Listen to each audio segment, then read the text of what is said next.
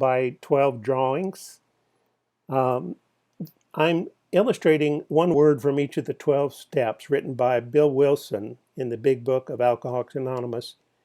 He wrote that during the 1930s, and the same text is in use today. I believe the definitions of the words used in that book may have changed quite a bit. My proof is to go back and find in 1934 Webster's dictionary and look up the words that he used.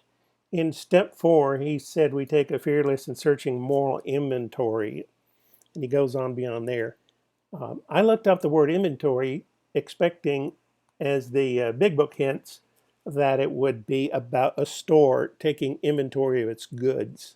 I'm surprised to find that was not the definition, not the number one definition, which was inventory, an account, catalog, or schedule made by the executor of all the goods and chattels and sometimes the real estate of a deceased person.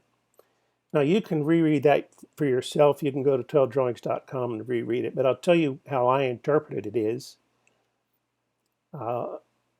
When someone dies, a deceased person, an account has to be made of everything they owned, be it goods, be it, at that time, cattle, sheep, farm animals, sometimes be buildings or real estate.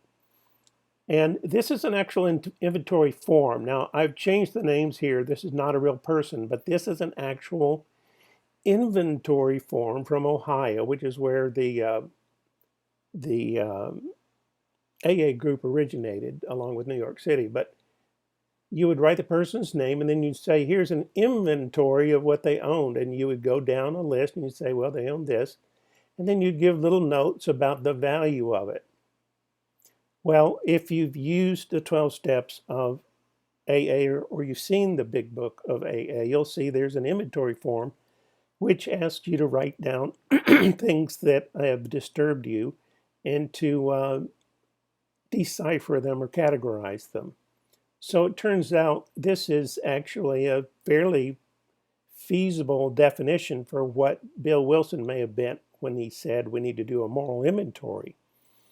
Need to stop and take stock as if we're looking at the life of a deceased person, because moving forward, we're hoping that we'll find a new happiness and freedom in a new life.